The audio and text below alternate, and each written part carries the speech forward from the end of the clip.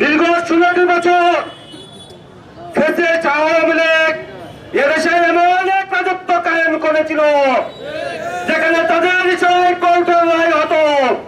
যারা বিচারে বসতেন তারা বিচারে বসতেন না, তারা দলীয় গুন্ডা হয়ে দলীয় লোক হয়ে নির্দোষ মানুষকে ফাঁসির কাস্তে ঝুলাবার চক্রান্তে এবং উৎসবে ম্যাচে পেতে উঠতেন।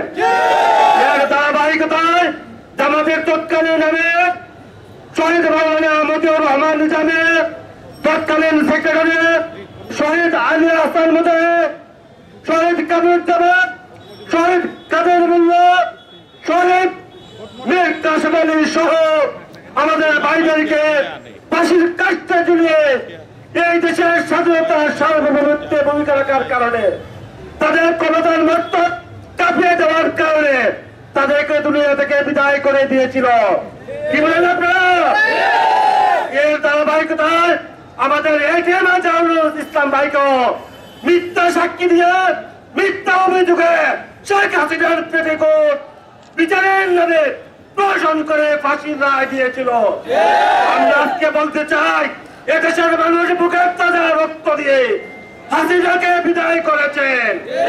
যে বিচারকরা বিচারের নামে প্রশন করতেন, এদেশের মানুষরা দেখেছেন তারা এই দেশ থেকে পালিয়ে যাওয়ার জন্য পার্শ্ববর্তী দেশের পাহাড়ে কলার চায়ায় তারা বসেছিলেন।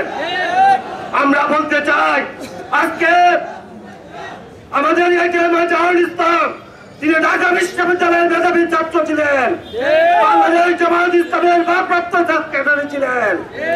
এদেশের প্রতি হাসিনা যখন নির্যাতনের স্ত্রীমূল্য চালাচ্ছিল, নির্ভীক সাহসী সন্তান জামাত ইসলাম এদেশের সাধারণ মানুষকে নেতৃত্ব দিয়ে আওয়ামী লীগের শাসনের পেট কাঁপিয়ে দিয়েছিলেন। তাই আমাদের প্রিয় নেতাকে, আমাদের শ্রদ্ধেয় নেতাকে তারা ফাঁসি দেওয়ার অপচেষ্টায় লিপ্ত ছিল। আমরা আজকে বলতে চাই, এদেশের মানুষ হাসিনাকে বিদায় করেছে, বিচারকদের বিদায় করেছে। এই দেশ থেকে আওয়ামী লীগরা ক্ষমতার মস্তক থেকে পালিয়ে গিয়ে আজকে বিভিন্ন দেশে তারা আশ্রয় নিয়েছে। তাহলে আমাদের আজহার ভাই যেও থাকবেন কেন? যেও থাকার কথা। আমরা আজকে বলতে চাই, আজকে অভিযান সহ 4 দেশে দেখবেন আজহার ভাইকে দেশের মানুষ ভালোবাসে, আজহার ভাইয়ের মানুষ মুক্তি চায়। আমরাও বলতে চাই সরকারকে, আমাদের আজহার ভাইয়ের মুক্তি নইলে আন্দোলন হবে। আমরা জীবন দিয়েছি আমার আজহার ভাইকে মুক্ত করতে, প্রয়োজনে আমরা আরো জীবন দেবো। আজহার ভাইকে মুক্ত করে ছাড়বো ইনশাল্লাহ। আল্লাহ